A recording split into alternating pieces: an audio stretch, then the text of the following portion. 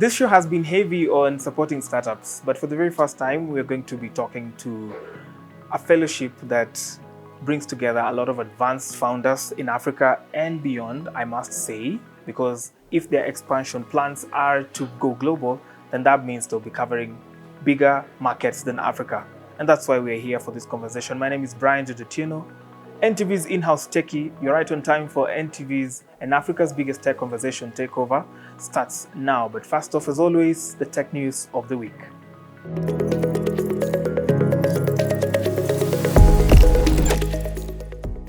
Nearly 24 Kenyans have been arrested in connection with a case of online credit card fraud that led to loss of $8.6 million, which is approximately over 1.1 billion shillings. The mission was part of Interpol's operation that targeted criminals behind ransomware, online scams, and digital extortion across 19 African countries. Titled Operation Serengeti, the crackdown was conducted from 2nd September 2024 to 31st October 2024 by officials from Interpol and Afripol. In Kenya, the credit card scammers conducted the scheme by altering the bank system's security protocol and redistributing the frauds through a SWIFT code to companies in United Arab Emirates, Nigeria, and China, and also digital asset institutions. SWIFT codes in this case are identifiers for banks that exchange messages and transfer money between banks. Overall, the operation arrested 1,006 suspects across the continent and managed to dismantle over 134,000 malicious networks that promote cybercrimes. Further, 35,000 victims were identified during the mission, with cases linked to losses worth $193 million, or approximately over 25 billion shillings worldwide. Credit card fraud occurs when an unauthorized person gains access to your information and uses it to make purchases. Here are some ways fraudsters get your information. Lost or stolen credit cards. Skimming your credit card, such as at gas station pump, hacking your computer, calling about fake prices or wire transfers, phishing attempts such as fake emails, looking over your shoulder at checkout, stealing your mail. Unfortunately, there is no foolproof way of stopping hackers from making such attempts, and fraudsters seem to always find new ways to tap into your information.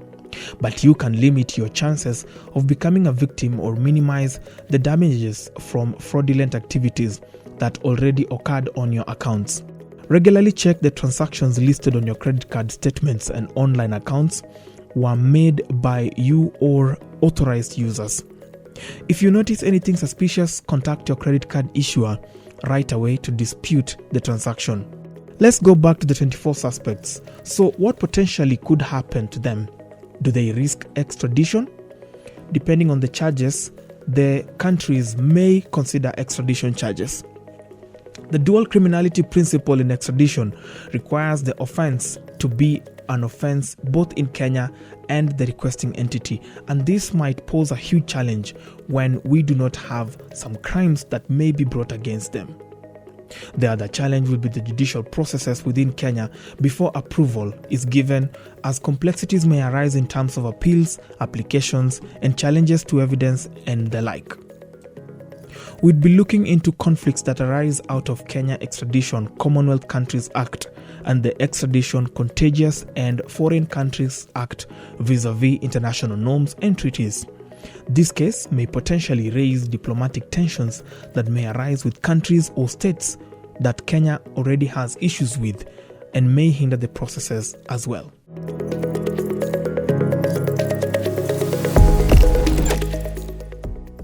Very well, just as promised, Dina from MIT Legatum Center's Foundry Fellowship. She'll be speaking to us about what the fellowship is all about. Dina, good to see you. For someone hearing about this for the very first time, how would you describe the Foundry Fellowship? So the Foundry Fellowship is one of the many programs that we have at this center, at the Legatum Center, and the fellowship was created 4 years ago, really by me, because if we think of Africa, the entire continent of Africa, and we don't think of North or Sub-Saharan Africa. Africa is one.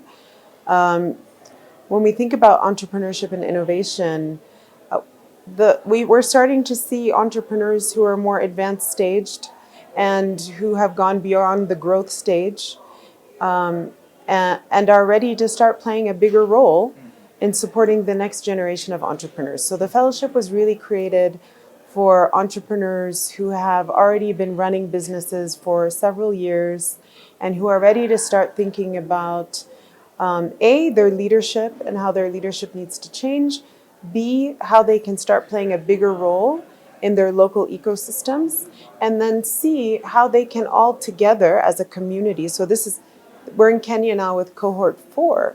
So how can fellows in Egypt and fellows in Nigeria or fellows in Ghana or Kenya start working together to connect their ecosystems so we can start solving for the pain point of entrepreneurs on the continent who are not scaling to other countries in Africa. Because when we think of entrepreneurs and we talk to them about scale, they say, how do I go to Europe and the US? We want them to say that the market of Africa is massive. You know, we want to see Nigerian entrepreneurs scale to Egypt and Egyptian entrepreneurs scale to Kenya and Kenyan entrepreneurs go to Ghana and go to Tanzania. That needs to happen, and especially now that the Africa Free Trade Agreement is in place. And the hope is that these borders that will start opening up. We'll start seeing African entrepreneurs really think about their own continent as a market. Oh, that's brilliant. Why this category of entrepreneurs? Everyone else is focusing on startups. We want to empower startups, MVPs, but you're looking at advanced stage entrepreneurs. Why this category? For us, we look at entrepreneurs who are not still trying to struggle in the beginning. Yeah, the MVP. Right? Not still struggling to raise capital and piece capital together, but rather entrepreneurs who are really a little bit more stable, who are growing fast, or entrepreneurs who have actually grown and exited. So we've had fellows who have actually completely exited their ventures and are now ready to think about, oh, maybe I should take that money and create a venture capital fund or become an angel investor, or maybe even start a whole new business. Because I think the bottom line is that if you think about places like Silicon Valley, how did Silicon Valley become Silicon Valley? So it started, of course, with the US government and the Department of Defense funding a lot of R&D and innovation. But as entrepreneurs started to build ventures and exit, they started to be the next generation of people investing in the next generation of entrepreneurs. And that's really important. We need to see ecosystems be led by entrepreneurs, working with all the different stakeholders, but it needs to be that the entrepreneurs are setting the agenda for how the ecosystem grows and evolves, and they need to take ownership of it. When you talk about them having an impact in the African entrepreneurship and leadership platform or spectrum, what kind of gaps are you seeing in Africa that you want these entrepreneurs on your program to fill? That's a great question. So at MIT, when we think about entrepreneurship and innovation ecosystems, specifically innovation ecosystems, so ecosystems that give birth to innovation-driven entrepreneurship. So, you know, if you have small and medium enterprises, those are great. Those are always the core of the backbone of any economy. But they don't create the kind of jobs that we need, the number of jobs that we need, right? So if you think about the companies that have created the bulk of jobs over the past 2 decades, they're all in the tech space, right? Innovation, we need to create new things. We need to create new markets. And so we focus on innovation-driven entrepreneurs, and that ecosystem that creates those entrepreneurs. At MIT, we think about 5 different stakeholders. We think about the entrepreneurs, big corporates, universities, and risk capital and government. So those are your 5 key stakeholders. And what we work with the fellows is we teach them about the MIT model of ecosystem development, how to build innovation capacity. And what we're trying to help them think about is how to engage in the ecosystems that exist so that they can become more connected, because our African ecosystems are fragmented. from Egypt to South Africa, our ecosystems are very fragmented. You don't see a lot of collaboration happening between universities and government and risk capital players and entrepreneurs and big corporates. They all work in silos, and we need to see that connectivity happen. And then we need to start seeing ecosystems of different cities in Africa, connect with each other and intersect with each other more. And that's the hope that we have, right? Africa, a fragmented Africa will not progress. Exactly. And the key to Africa achieving prosperity is integration. And our colonial heritage has left us divided. And if we really want to leapfrog, as they say, it's not just about technology, it's about interconnected. We need to be interconnected, and it needs to be more collaboration, more countries working together, more stakeholders working together. And that's what we're trying to get our fellows to understand, that Africa needs to be owned by all of us. Sure. And we have a big role to play, and you have a big role to play together. So the fellowship is a community, and it's a community that spans over cohorts. So this new cohort will integrate with the past ones, and they will integrate with all the other people who also are engaged with the center in the different programs that we have. For sure. Speaking of the fragmentation, let's also talk about the nature of the markets. African markets are pretty heterogeneous. We're talking about a cash-heavy Tanzanian market vis-a-vis a Kenyan market, which is now by and large cashless. In fact, it's very hard to find cash in Kenya right now. How are you preparing these entrepreneurs for how heterogeneous these markets are? Well, that's why I'm building a community. That's the whole point of the community, right? The community is diverse and representative of different countries in Africa. And that means if an entrepreneur in Kenya is interested in scaling to Morocco, they will find a fellow who will be able to help them understand their local market. And that's why we're building this community, right? So that we can start having these fellows, these entrepreneurs, start creating these linkages across markets. We speak different languages across Africa. Yeah, true. Right? Okay, so you're Kenyan and I'm Egyptian, and we were colonized by Britain. And so maybe we speak English, but we all have other languages. You speak Swahili, I speak Arabic. That doesn't make me less African that I'm from, Egypt and that's in the north, or you're from Kenya and that's in the east, and you speak Swahili, but you also speak English. But that's the beauty of Africa. We are diverse. Sure. We are not homogenous, but yet we can still be one in our diversity. And I think that's a very beautiful thing. So my hope for this community and this fellowship is that they'll be the ones that will be able to say, okay, in my market, this is how we function. You want to come here? This is what you need to change in your business model. And this is how you need to engage in this market. Finally, as we bring this to a close, how do you assess success of this program amongst the entrepreneurs and the impact they have in the business community? I mean, it's probably bold for me to say that I think the Foundry Fellowship is really core to the future of Africa. And I really believe that it is, because I think when we are communal people at our core in Africa, and we can use that beautiful part of our culture to our advantage. So creating a community of entrepreneurs across the continent who understand the kind of leadership required to create thriving ecosystems, who understand the steps required to build an ecosystem, but who also now understand that Africa is beautiful and diverse but can still be connected, can work together to create these types of ecosystems required for us to see the kind of jobs that we need for our future, to help us transition to more globally competitive economies, and to also help us transition to a knowledge economy, because whether we like it or not, that's coming.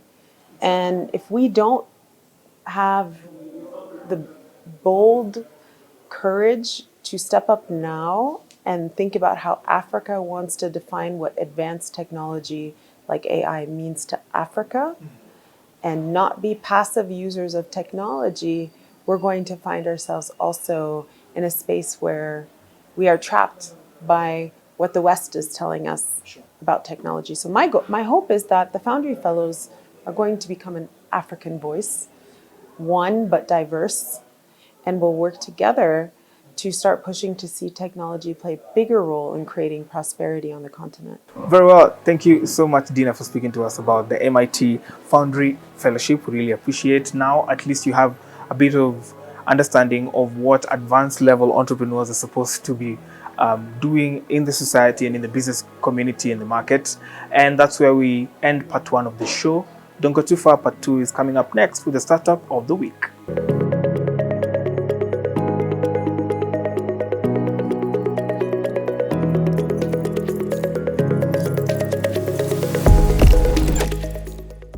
Welcome back. You're watching Africa's biggest tech conversation, TECHOVER, on NTV. Let's now see our innovator this week. Here then is Startup of the Week segment.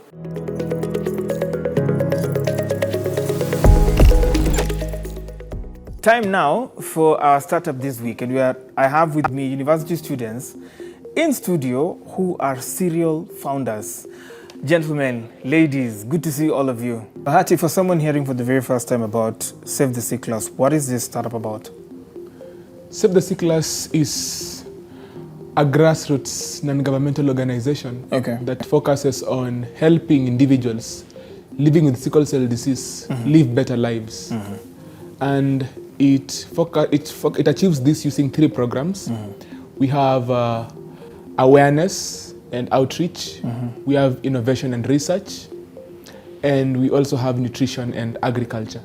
So by using these 3 programs, it provides a multifaceted approach to solve the issue of sickle cell disease in any society, be it this person is rich or poor. We find a way of now encompassing all of them using these 3 programs. Okay. Lucy, what necessitated that drive towards solving problems for sickle cell students? So the main reason why we decided to come up with a solution for sickle cell disease warriors, one, it's because it's one of the most neglected fields when it comes to healthcare. Look at how audible and vocal people are about cancer, diabetes. Like, at least everyone knows about cancer. Everyone has heard about on that front. Yeah. Okay. So, but when you look at sickle cell, it's affecting small kids who can't even talk about they can't defend themselves. These are people who are just born and they find themselves in chronic pain. When we are talking about sickle cell disease, it's like pain is their either daily or weekly or monthly bread. So life is not normal for these kids, and that's why we came together to advocate for them, speak up for them, raise awareness about this disease, and challenge the myths and conceptions that it's witchcraft and curses that lead to the birth of sickle cell children. Yeah. And as we all know, everyone has that right to attain the maximum, attainable quality of life, the right to live. Yeah, and that's where we are here today. Just give us a bit of numbers around the same. What are the numbers looking like? Okay, so in Kenya, 1 out of 400 births are sickle cell births. Annually, we have close to 14,000 sickle cell births. And out of 300,000 births that we have globally that are sickle cell births, to 50,000 of them are in sub-Saharan Africa.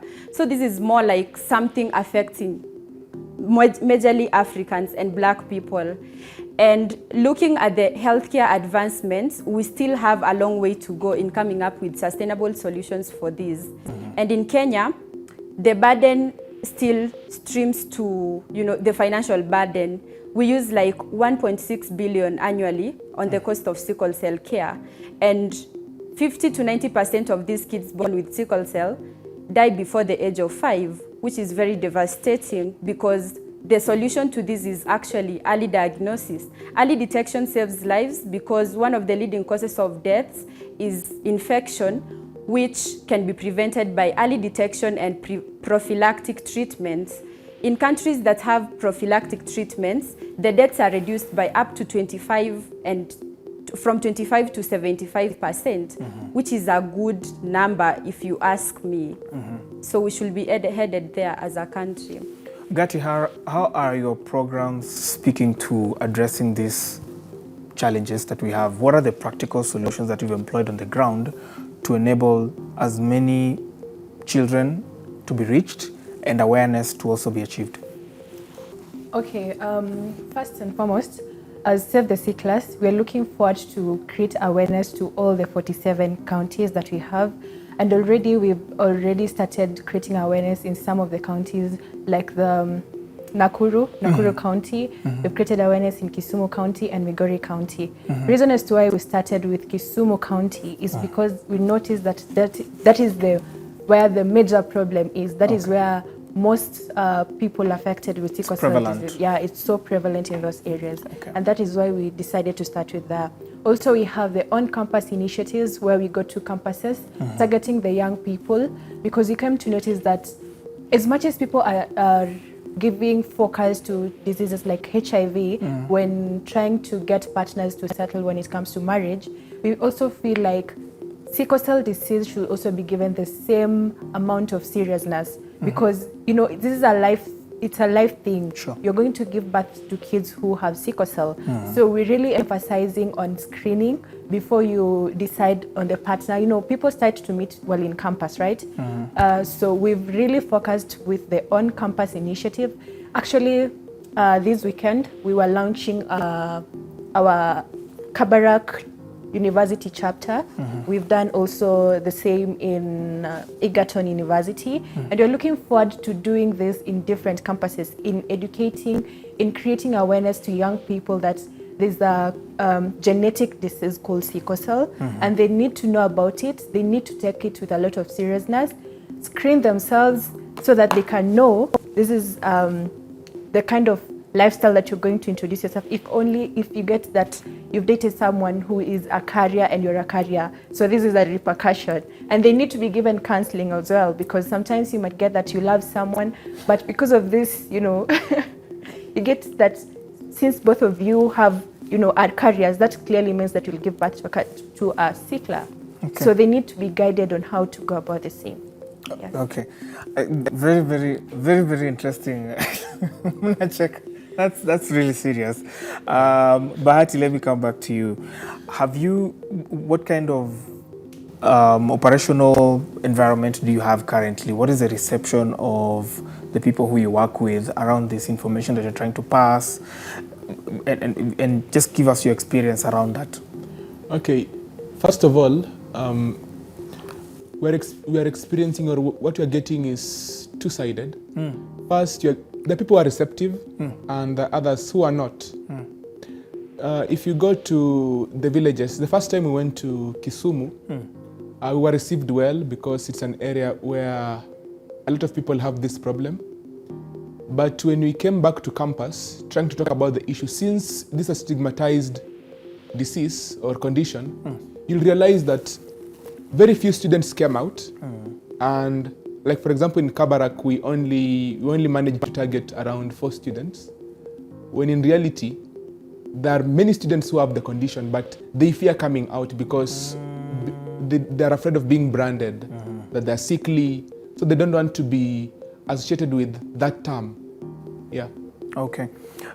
Let me come back to Lucy. You mentioned about the death rates before we handle the platform. You mentioned about the death rates currently. What does it look like in terms of success rate of somebody who lives beyond 5 years? What is the probability of life after 5 years of a sickler? Okay, so what people don't understand is sickle cell is not a death sentence. We have people, actually the oldest sickle cell warrior is 90 years old. So this is a clear testimony showing that you can live as long as you have to live, as long as this disease is properly managed. It's all about management. And now this goes back to early detection. It's all about early detection, and then after the detection, you take your prophylactic treatments, you adhere to the, advised medical treatments, the medications, everything. Like, it's all about management. It's never a death sentence. Just to manage the stigma that comes with what Bahati has mentioned, when you try to go out talk to campus students about this thing, they'll be like, they don't want to come out, they're a bit shy, and then that age, somebody is very sensitive and too aware of themselves. Is there a way that you're enhancing discreetness around disclosures, coming out and managing it, especially among such a sensitive target group or focus group as campus students? Gati? Okay. As I had earlier on mentioned, that you can't just go and tell these people if you are doing screening. So we are really advocating on guidance and counseling before going to this process of screening yourself. You get. So I believe that when you have already gone through that process of guidance and counseling, and you've been told that it's okay, there are ways that you can be able to handle this if this is the results.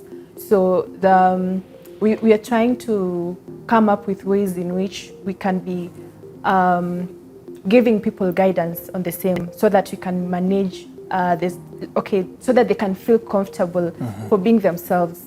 Because when people notice that someone is a sickler, they will always associate them with certain things. They will always feel as if they're not enough to do certain things, or rather, if given a job, they feel like they're not qualified to do just because they're sicklers. So we're trying to create a safe space for them and tell them you're as important as someone who is not a sickler. A sickler, okay. Yeah. Great. Bahati, as we bring this to a close, you're a startup. How are you managing operations? Because you're also a student, and what kind of support are you getting from whatever quarters there is? Okay, so using the campus route, we have tried to work with the university. Okay. And as we are establishing this in other universities too, we're also trying to partner with the administration so that we can get all the help we need at the university level. Also, we have made partnerships with county governments, some of the county governments. Okay. A good example is the county government of Kisumu. Okay. And they were really instrumental when it came to the outreach that we held there. So we are leveraging on partnerships so that we can be able to help these people with ease without much strain on our side. Okay. Yeah. Great. Lucy, as we bring this to a close, your final words to people out there who are, first of all, sicklers, and those of us who are managing children or caregiving to those who are sicklers.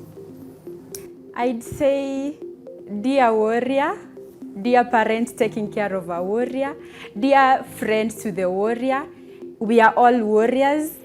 So I'd like to encourage you, please listen to yourself. Don't listen to the world outside that thinks you cannot do, you cannot achieve big dreams. Everything you think about is very valid, and you are destined for greatness. And one day we'll live in a sickle cell free world.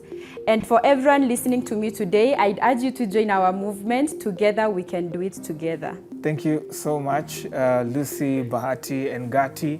Hey, you see what I did there? Lucy, Bahati, and Gati. Asanteni sana. You guys are doing so much at a very young age, and that's impressive to see. And I hope there are so many young people out there who will be inspired by your story to also provide an opportunity for other people to find a safety net like this and then be at their best. So kudos for that. Congratulations. And I wish you all the best, and may you get all the support you need. Thank you. All right, that's where we leave it at for Startup of the Week.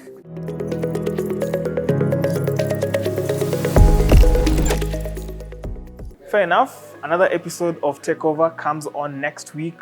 Same place, same time. My name is Brian Zedetieno. Thank you so much for making time for us. We appreciate. Make tech live forever and stay techy.